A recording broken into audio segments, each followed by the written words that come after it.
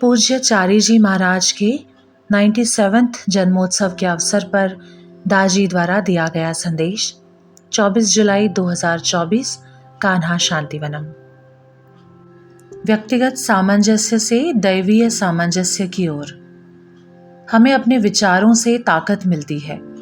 ऐसा तभी होता है जब हम अपनी बनाई चीज़ों और ईश्वर की बनाई चीज़ों के बीच पूर्ण सामंजस्यता स्थापित करते हैं। बाबूजी महाराज। प्रिय भाइयों और बहनों, जेम्स एलन ने कहा है, मनुष्य अपने हृदय में जैसा सोचता है वह वैसा ही होता है। भगवान बुद्ध ने सिखाया है, हम जो कुछ भी हैं वह हमारे विचार का परिणाम है। हम जानते हैं कि विचारों में ताकत होती है और हम अपने विचारों की ताकत से प्रभावित होते हैं। नकारात्मक सोच रिश्तों में गलतफहमियां और टकराव पैदा कर सकती हैं। किसी के इरादों के बारे में सबसे बुरा सोच लेने से अनावश्यक बहस हो सकती है।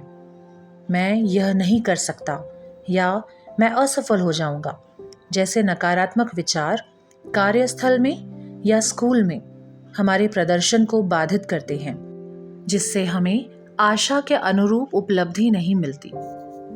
इसके अलावा नकारात्मक विचार हमारी दैनिक गतिविधियों का मज़ा कम कर देते हैं। सतत चिंता करना या प्रतिकूल परिणामों के बारे में लगातार सोचना हमें अपने जीवन की आकांक्षाओं में पूरी तरह संलग्न होने से रोकता है।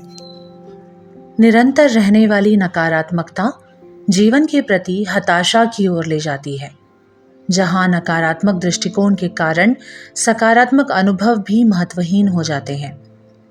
नकारात्मक विचार हमारी प्रतिरक्षा प्रतिक्रियाओं पर भी नकारात्मक असर डालते हैं।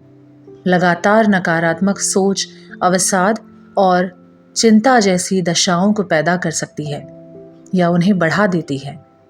मैं उतना काबिल नहीं हूँ या चीज़ें कभी ठीक नहीं होंगी जैसे विचार निराशा और चिंता का दुष्चक्र निर्मित करते हैं। सतत आत्म अवलोकन और अपने बारे में नकारात्मक बात करने से इंसान का आत्मसम्मान नष्ट हो जाता है, जिसके कारण वह अयोग्य महसूस करता है।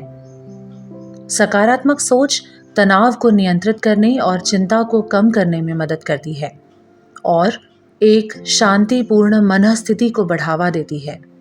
ऐसी मनःस्थिति हमारी मनोदशा को सुधारती है, मानसिक रूप से हमें दृढ़ बनाती है, जिससे जीवन की दैनिक चुनौतियों का सामना करने के लिए हम तैयार होते हैं।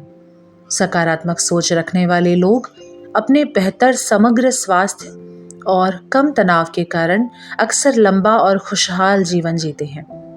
इसके अलावा जो लोग सकारात्मक मनःस्थिति से संपन्न हैं, वे आशावादी बने रहते हैं। जो लोग उम्मीद खो चुके हैं, उन्होंने सब कुछ खो दिया है और इससे भी बदतर वे आत्महत्या भी कर सकते हैं। हमारे विचार कई सारे प्रभावों से गढ़े जाते हैं, जिसमें संस्कार, परवरिश, समुदायों व परिवारों का माहौल तथा सोशल मीडिया पर जो कुछ देखते हैं वह सब कुछ शामिल है। एपिजेनेटिक्स यानी पश्चात भी इसमें एक महत्वपूर्ण भूमिका निभाता है। उदाहरण के लिए भ्रूण अवस्था में हमारे प्रीफ्रंटल कॉर्टेक्स यानी कि मस्तिष्क की बाह्य परत का विकास काफ़ी हद तक उस वातावरण पर निर्भर करता है जिसके प्रभाव के अंतर्गत हम गर्भ में रहते हैं। जैसे जैसे हम बड़े होते जाते हैं, हमारी परवरिश हमारे वातावरण को निर्धारित करती रहती है, जो हमारे विचारों को और अधिक प्रभावित करता है। मैथ्यू किलिंग्सवर्थ ने हार्वर्ड यूनिवर्सिटी में लोगों की ध्यान केंद्रितता यानी कि फोकस की गुणवत्ता को मापने के लिए आधुनिक तकनीकों का उपयोग करते हुए एक दिलचस्प प्रयोग किया। एक मोबाइल एप्लीकेशन ने प्रतिभागियों से उनके जागने के घंटों के दौरान अलग अलग वक्त पर फोन के जरिए संपर्क किया और उन्हें प्रश्नावली प्रस्तुत करते हुए कहा कि वे अपने दैनिक गतिविधियों को करते हुए ठीक उसी समय में जब गतिविधि हो रही है अपने मन में उठने वाले विचारों, एहसासों और अपने कार्यों के बारे में बताएं। इस ऐप ने डेटाबेस में उनके जवाबों को भी दर्ज किया। फिलहाल इस डेटाबेस में 83 विभिन्न देशों के लगभग 5,000 लोगों से प्राप्त करीब करीब 25 लाख जवाबों के नमूने मौजूद हैं। इन लोगों की उम्र 18 से 88 तक की है और वे सामूहिक रूप से 86 प्रमुख व्यावसायिक श्रेणियों में से प्रत्येक का प्रतिनिधित्व करते हैं। A wandering mind is an unhappy mind. एक भटकता हुआ मन दुखी मन है नामक अपने अध्ययन में, जो कि 2250 लोगों से लिए गए डेटा पर आधारित है, उन्हें पता चला कि 47% समय मन भटकता रहा। जब लोगों का मन भटक नहीं रहा था तब वे खुश थे और जब भटक रहा था तब वे कम खुश थे। यह दुख नहीं है जो हमें केंद्रित नहीं होने देता, बल्कि केंद्रित ना होने से दुख होता है। रचनात्मकता सकारात्मक केंद्रितता की अवस्था है। क्या एक अस्थिर अनियमित मन रचनात्मक हो सकता है? एक तरीके से नकारात्मक मन कई सारे नकारात्मक चैनलों में बार बार स्थित होकर केंद्रित होता है। मन की यह प्रवृत्ति उसकी रचनात्मकता को क्षीण कर देती है। एक अशांत और अस्थिर मन कभी खुश नहीं रह सकता। इसीलिए भगवान श्री कृष्ण ने यह महान घोषणा की थी, अशांतस्य कुतः सुखम, यानी कि अशांत मन वाले व्यक्ति को सुख कहाँ है। भगवद गीता। हम सबकी अपनी अपनी समस्याएं हैं। क्या इन सारी प्रचलित समस्याओं का एक समाधान हो सकता है? अस्तित्व संबंधी सभी समस्याओं का एक समाधान खोजना मानव जाति की शाश्वत खोज है। आइए मुंडक उपनिषद को पढ़ें और पूछे गए सवालों को समझने की कोशिश करें। श्लोक संख्या 1.1.3 में एक गृहस्थ ने गुरु के पास जाकर पूछा, कस्मित्रु भगवो विज्ञाते सर्वमिदं विज्ञातम भवतीति। गुरुदेव, वह कौन सी ऐसी चीज है जो यदि ज्ञात हो जाए तो बाकी सब कुछ ज्ञात हो जाता है? मेरा मानना है कि यह खोज मात्र ज्ञान अर्जित करने से कभी खत्म नहीं होगी। इसीलिए मैं इस सवाल को अलग शब्दों में पूछना चाहूँगा। गुरुदेव, वह क्या है जिसके माध्यम से यदि यह समस्या सुलझ जाए तो बाकी सभी चीज़ें सुलझ जाती हैं? इस सवाल पर मेरा जवाब इस प्रकार है, सही सोच और सही समझ के साथ जीवन के प्रति ईमानदार दृष्टिकोण रखने से किसी भी परिस्थिति को बदला जा सकता है। यह परिणाम ध्यान, सफाई और प्रार्थना जैसे हार्टफुलनेस के नियमित मननशील अभ्यासों को करने से आता है, जो हमारे जीवन को परिष्कृत करते जाते हैं और नए सिरे से परिभाषित करते जाते हैं। सबसे पहले हम इन आध्यात्मिक अभ्यासों के माध्यम से अपने भीतर सामंजस्य स्थापित कर सकते हैं। इसके परिणाम स्वरूप व्यक्तिगत सामंजस्यता हमारी व्यक्तिगत रचनाओं और दैवीय रचना के बीच सामंजस्य को बढ़ावा देती है। अब अस्तित्व के ये दोनों पहलू एक दूसरे के साथ स्पंदित हो सकते हैं और स्वाभाविक रूप से आपस में घुल मिल सकते हैं। जैसे एक पक्षी अपने दोनों पंखों के सहारे उड़ता है और अपनी पूंछ से निर्देशित होकर ऊंची से ऊंची उड़ान भरता है, उसी तरह एक आध्यात्मिक तीर्थयात्री जीवन के दोनों आयामों को अपनाकर उन्हें संभालते हुए आध्यात्मिकता के आकाश में ऊंचाई तक उड़ान भरने के लिए सशक्त बनता है। ऐसे आध्यात्मिक तीर्थयात्री के बिल्कुल सही इरादे होंगे और इसीलिए सही सोच एवं उचित समझ के साथ साथ जीवन के प्रति हमेशा ही एक सकारात्मक दृष्टिकोण होगा। ऐसा व्यक्ति प्रकृति के साथ सामंजस्य में होगा। इसके अलावा ऐसे आध्यात्मिक तीर्थयात्री की जीवन शैली सकारात्मक रूप से उन लोगों को प्रभावित करेगी जो सक्रिय रूप से आध्यात्मिकता से नहीं जुड़े हैं और उस चीज़ को नहीं अपनाते जो मानवीय अस्तित्व के लिए बहुत महत्वपूर्ण है। ऐसे लोग सांसारिक पूर्ति के साथ आध्यात्मिक आकांक्षा को एकीकृत करने के महत्व को जल्द ही समझ जाते हैं। इस तरह से एक आध्यात्मिक तीर्थयात्री बाकी लोगों के समक्ष एक उदाहरण प्रस्तुत करते हुए दूसरों में ईश्वर भक्ति की भावनाएं उत्पन्न कर सकता है। आध्यात्मिक जीवन हमारे भौतिक अस्तित्व को प्रभावित करते हुए हमारी सभी सांसारिक गतिविधियों को संवार सकता है। तब हम इस बात को सराहने लगते हैं कि यह छोटा सा भौतिक जीवन किस तरह से बाहरी एवं असीमित दैवीय जीवन के भीतर विद्यमान रहता है। पूज्य बाबूजी महाराज का कथन जीवन में जीवन का असली अर्थ अब समझ में आता है। यदि एक आम इंसान ऐसे आध्यात्मिक तीर्थयात्री के जीवन को देख सकता है तो ईश्वर उसे अनदेखा कैसे कर सकते हैं। बाबूजी के शब्दों में, जब कोई इंसान अपने में उचित सुधार करके ईश्वर के पास जाता है तब वह उस शिष्य को अलग तरह से देखता है। इससे यह स्पष्ट होता है कि हमें खुद में सुधार करके अपने आप को ऐसा बनाना चाहिए कि हम उसकी आंखों का आकर्षण बिंदु बन सकें। हमेशा से भक्त ने प्रेमी की भूमिका निभाई है, जबकि ईश्वर प्रियतम की भूमिका में रहे हैं। लेकिन अब भूमिकाएं बदल जाती हैं। ईश्वर प्रेमी बन जाता है और भक्त प्रियतम बन जाता है।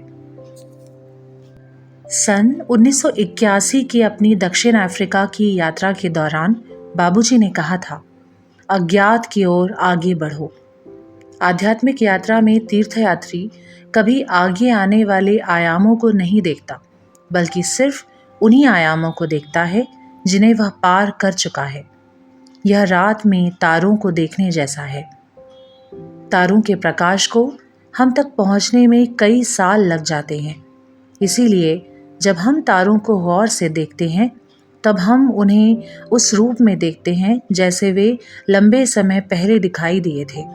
उसी तरह जो भी अनुभव किया या महसूस किया जाता है वह हमेशा ही महसूस करने वाले की वर्तमान स्थिति से पीछे ही होता है।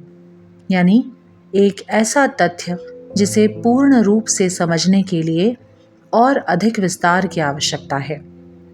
ज्ञान को एक ऐसे व्यक्ति की मौजूदगी की आवश्यकता होती है जो जानता है, देखता या अनुभव करता है, और एक ऐसे वस्तु की आवश्यकता होती है जो ज्ञात है, देखी हुई या अनुभव की हुई है। इसके अलावा व्यक्ति हमेशा ही वस्तु से सूक्ष्मतर होता है।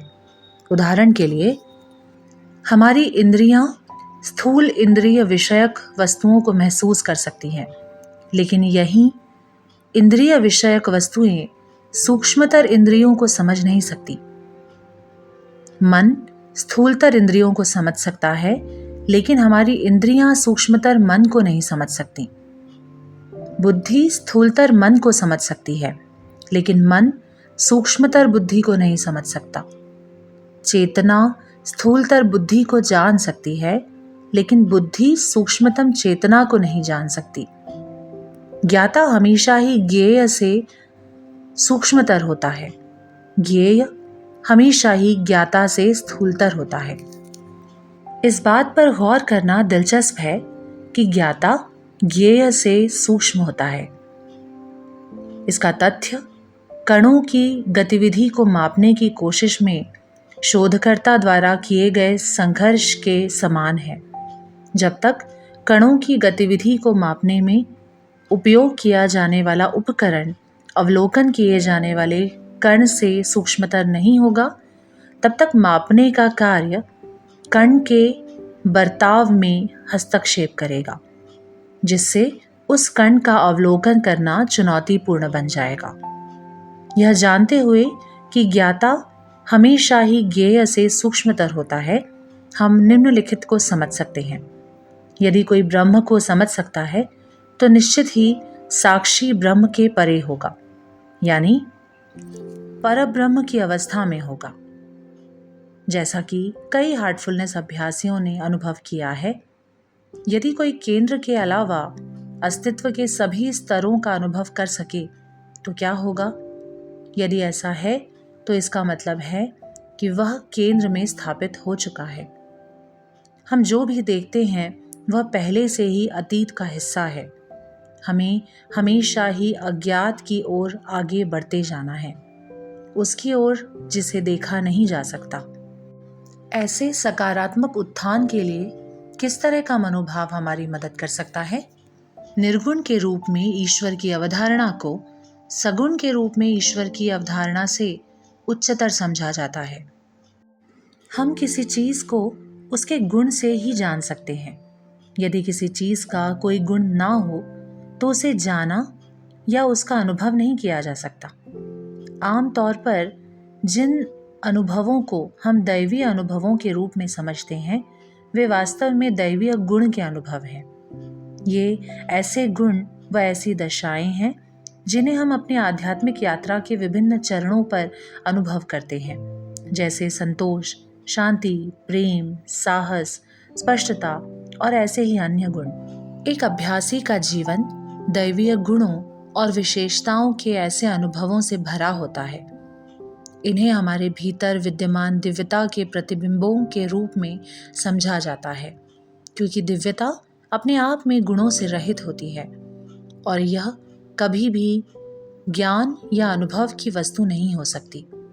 यदि हमारा लक्ष्य सर्वोच्च है तो ऐसे अनुभवों के प्रति हमारा क्या दृष्टिकोण होना चाहिए? क्या हमें दिव्यता की इन कमतर अभिव्यक्तियों का स्वागत करना चाहिए या इन सारे अनुभवों को नेति नेति के त्यागपूर्ण मनोभाव के साथ देखना चाहिए और सर्वोच्च पर ही अपना दृष्टिकोण केंद्रित करना चाहिए? आमतौर पर जब हम परम सत्य को अपने लक्ष्य के रूप में निर्धारित करने की कोशिश करते हैं तब हम असफल होते हैं, क्योंकि यह अज्ञेय है। इसीलिए ना तो हम इसे समझ सकते हैं और ना ही इसके अनुरूप अपना मार्ग निर्धारित कर सकते हैं। हम इसे केंद्र, ईश्वर के साथ ऐक्य और ईश्वर साक्षात्कार जैसे परिचित शब्दों से वर्णित करते हैं, लेकिन भले ही हम इन शब्दों को समझते हैं, हम नहीं जानते कि वे क्या दर्शाते हैं। इन शब्दों का कार्य गणितीय समीकरण में x जैसा होता है। एक लक्ष्य को निश्चित और परिभाषित करने योग्य होना चाहिए, वरना यह हमारे किसी काम का नहीं है। हालांकि अनिश्चित परम तत्व निस्संदेह हमारा गंतव्य है, लेकिन जब हम इसे व्यक्तिगत लक्ष्य के रूप में लेते हैं तब यह हमें असफल कर देता है। भक्ति मार्ग यानी प्रेम व श्रद्धा के मार्ग की शक्ति एक निश्चित वस्तु और लक्ष्य की उपस्थिति है। यह प्रियतम जिसे प्रेमी अपना प्रेम अर्पण कर सकता है, वह देवता जिसे भक्त अपनी भक्ति अर्पित कर सकता है। भक्ति मार्ग को लेकर एक पारंपरिक आलोचना यह है कि इसके अनुयायी रूप गुण अनुष्ठान के दायरे में जकड़े रहते हैं और वे इनसे परे जाना ही नहीं चाहते। लेकिन यदि भक्ति का विषय एक योग्य गुरु है जो सगुण और निर्गुण दोनों है, तो भक्ति का मार्ग एक सेतु की तरह कार्य करता है जो हमें ज्ञेय और अज्ञेय की ओर ले जाता है। यह एक सगुण दृष्टिकोण है और निर्गुण परिणाम की ओर ले जाता है। अपनी यात्रा के दौरान हमें अपने भीतर असंख्य दैवीय गुणों के बारे में पता चलता है जो हमारी आध्यात्मिक हालत को बहुत प्रभावित करते हैं। फिर भी हमारी आध्यात्मिक हालत पर भक्ति जितना गहरा प्रभाव कुछ और नहीं डाल सकता। दैवीय गुणों के अनुभवों को समझने का सबसे उपयोगी तरीका यह है कि हम अपने गुरु के साथ अपने संबंध को मजबूत करें, जो परम तत्व तक पहुंचने के लिए सेतु के रूप में कार्य करते हैं। इन अनुभवों को गुरु के साथ जोड़कर और उन्हें उपहारों के रूप में स्वीकार करके हम गुरु के साथ अपने प्रेम संबंध को मजबूत बनाते हैं, जिससे वे हमें अनंत की ओर ले जाते हैं। उसी तरह से यदि हम अपने जीवन के कटु अनुभवों को भी दाता के प्रति ऐसे ही प्रेम और कृतज्ञता के भाव के साथ देखें तो जीवन की पहेली पूरी तरह से सुलझ जाती है। प्रेम और आदर के साथ कमलेश।